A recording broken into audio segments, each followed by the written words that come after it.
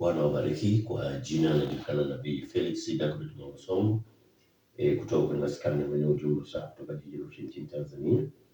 Leo tarehe 1 ya mwezi wa 5 mwaka 2026. Niko hapa kwa ajili ya kufanya marejeo ya michoro ya kinabii, kuelezea kwamba unabii unaendelea kutimizwa. Unabii ambao mama wa shule Yesu alitoa ilikuwa tarehe 1 ya mwezi wa 1 mwaka 2026, wakati Mungu alipokuwa anaonya wahubiri wa Injili waliokuja na mahubiri yalitujia miaka, na walianza na mahubiri yale nasema mwaka mpya, mwaka huu utakuwa ni mwaka mzuri na nini, badala kwa watu kutumia wakati ule kwa ajili ya kuweza kuonya watu waweze kutubu dhambi, kwa sababu ulimwengu umemwacha Mungu kwa Yesu, bali zungumza habari zake.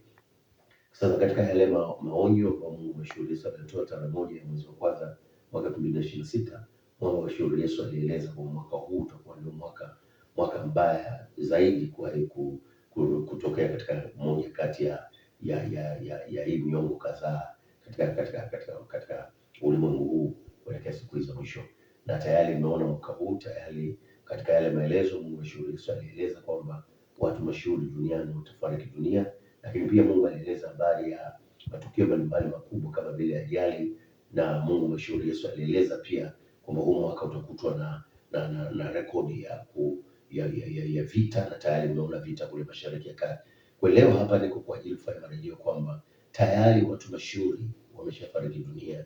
Mmeona kabisa kwamba yule aliyewahi kuwa muasisi wa chama cha siasa katika nchi ya Tanzania, yule kiongozi wa ngazi za juu wa dola ya Roma, na pia mmeona aliyewahi kuwa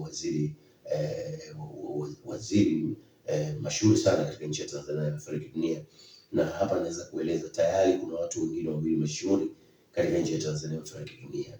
Mnajua nini, kuna wanaoitwa wasanii, tayari wasanii wawili wameshafariki dunia, na hii inaweza kueleza wazi kabisa watu watubu dhambi, makanisa ya kiroho watu waingie kwenye maombi watubu dhambi, watu binafsi watubu dhambi. Maombi huu mwaka ni mwaka ambao Mungu amekasirika, ambao haya yataenda kudhibitika kuanzia katika nchi ya Tanzania na katika ulimwengu mzima katika kuelekea moja ya siku hizo kwa ajili ya kuweka kanuni maalum. Unapoona haya Mungu anaweza kuyatabiri kwa ajili ya kuonya watu duniani, basi mjue kabisa kwamba huyu ni Yesu anazungumza kuelekea moja ya siku hizo mwisho kabla ya kuja kwa kanisa. Kwa hiyo mnaweza kuona kwamba tayari watu mashuhuri 5, na bila shaka yote wa 6 mwingine tayari Marekani, moja kati ya madaktari nguli zaidi wa masuala ya matibabu ya moyo, naye amefariki dunia katika mwaka huu. Unaweza kuona kabisa kwamba tayari watu 6 mashuhuri duniani wameshafariki dunia, na huu ni mwezi wa 5 sasa. Umeona haya yanaendelea kutokea ulimwenguni. Watu watubu dhambi, makanisa watubu dhambi, watu wote duniani tubuni dhambi, geukeni.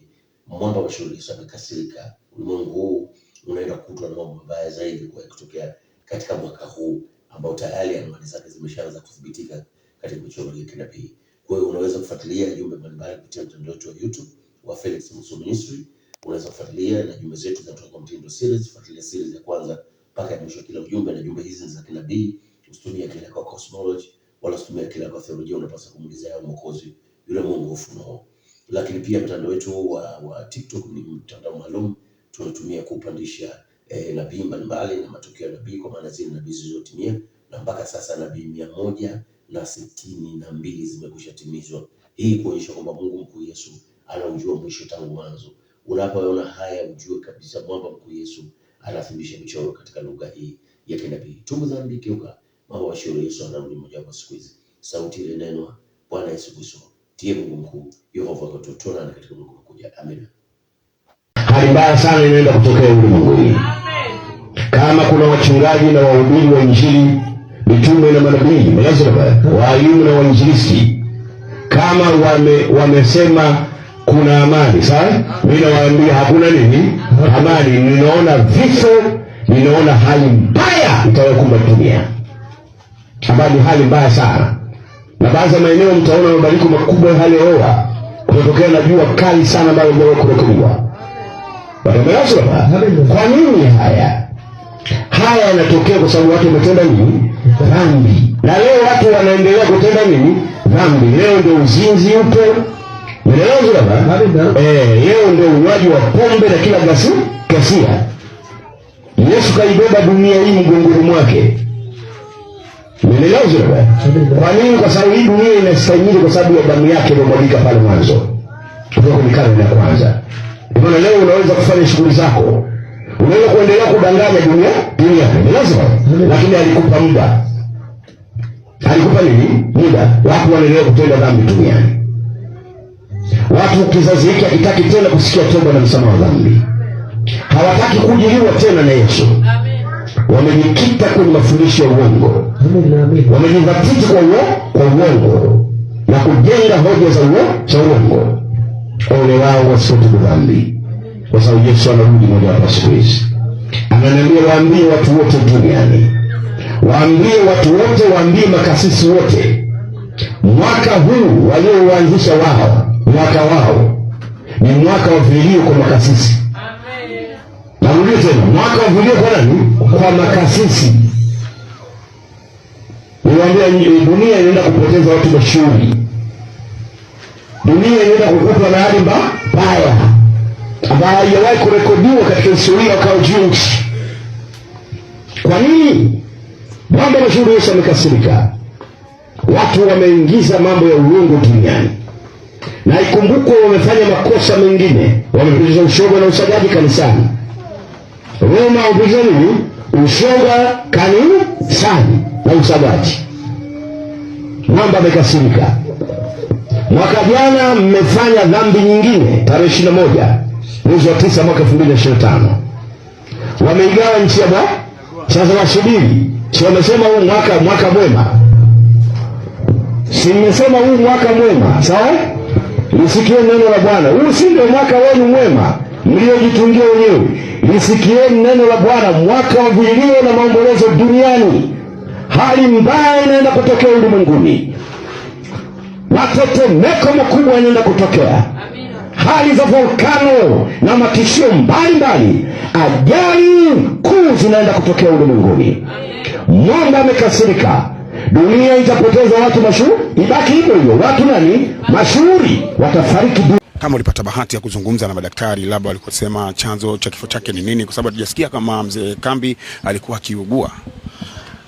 Mzee Kambi bwana, unajua sisi uzee tunatembea na sukari, tunatembea na pressure, tunatembea na kila kitu.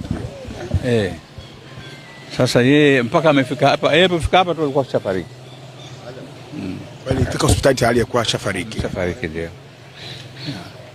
Na ukisema alifika hapa hospitali alikuwa kashafariki, umauti aliupatia akiwa wapi?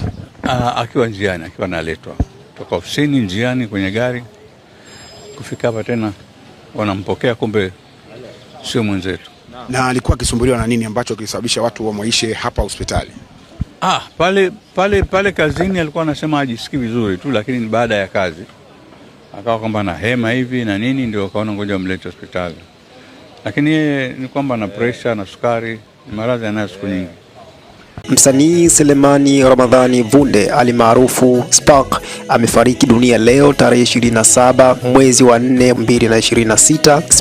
Kifo cha mwanasiasa mkongwe nchini Tanzania William Vangimembe Lukuvi kimeacha simanzi kwa Watanzania. Rais wa Jamhuri ya Muungano wa Tanzania Daktari Samia Suluhu Hassan ametuma salamu za rambirambi kwa familia na Watanzania, akimtaja marehemu kama mtumishi wa umma aliyekuwa na uadilifu, weledi na uzalendo wa hali ya juu. Hadi mauti yanamfika akiwa na umri wa miaka 70, Lukuvi alikuwa akihudumu kama mbunge wa Isimani na waziri wa nchi ofisi ya Rais, sera, bunge na uratibu, akisimamia mahusiano kati ya serikali na muhimili wa bunge. William Lukuvi alizaliwa mwaka 1955 katika kijiji cha Mapogoro mkoani Iringa, ambapo alipata elimu yake ya msingi na sekondari.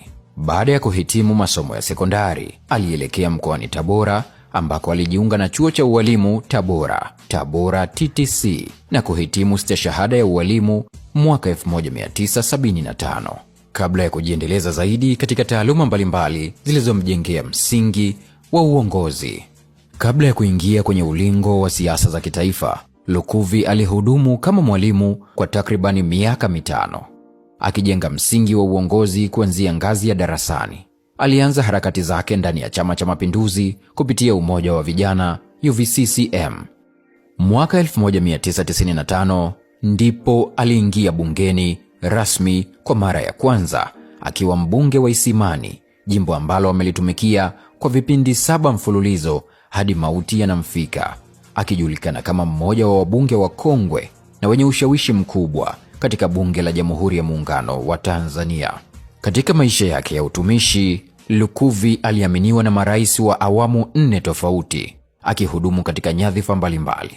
Katika uwanja huu wa siasa, alijizolea sifa lukuki kutokana na uimara wake wa kusimamia itifaki na kero za wananchi kwa zaidi ya miongo 3 bungeni. Alihudumu katika nyadhifa mbalimbali kubwa serikalini, zikiwemo ukuu wa mkoa wa Dodoma na Dar es Salaam, pamoja na kuongoza wizara nyeti ikiwemo Wizara ya Ardhi, Nyumba na Maendeleo ya Makazi, ambako alifanya mageuzi makubwa ya utatuzi wa migogoro. Kifo chake kimehitimisha historia ya kiongozi aliyeweza kuunganisha nidhamu ya ualimu na uongozi wa kitaifa, akiacha alama ya utumishi uliotukuka uliogusa maisha ya Watanzania wengi.